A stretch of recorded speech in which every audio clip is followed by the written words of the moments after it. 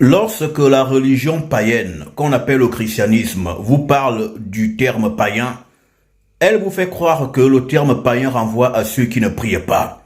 Mais il n'en est rien. En effet, les païens sont une race de gens, c'est un peuple. Et un païen n'est pas une personne qui ne prie pas, parce que les païens aussi croient en Dieu. Et les païens ont des dieux auxquels ils y croient.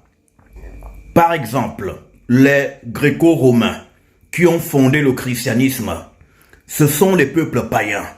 Et ils ont des divinités païennes, c'est-à-dire des dieux auxquels ils y croient. Allons-y dans Actes chapitre 14, verset 12.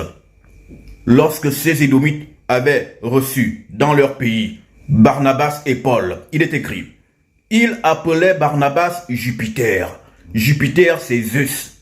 Jésus, ce dieu central du peuple païen que sont les Gréco-Romains et qui ressemble bizarrement à leur Jésus, qui est le personnage central de leur histoire. L'image de ce Jésus est fondamentalement inspirée de Zeus.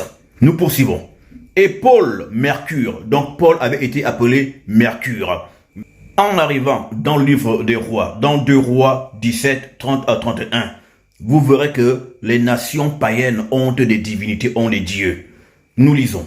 Les gens de Babylone firent Sukkot, Bénoth, les gens de Couche firent Négral, les gens de Hamath firent Ashima, 31.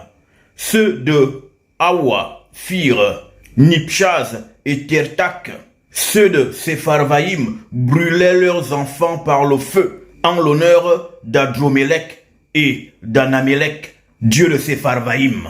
Dans le livre de Juges 16, 23, vous avez le dieu des Palestiniens, c'est-à-dire des Philistins, donc des neveux des Égyptiens, qui s'appelait Dagon.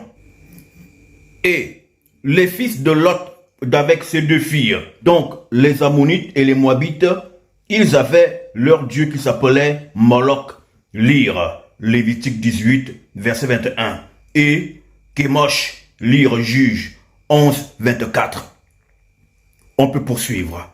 Mais ici, c'est vous dire que les païens ont une foi, ils y croient. Les païens, ce n'est pas des incroyants.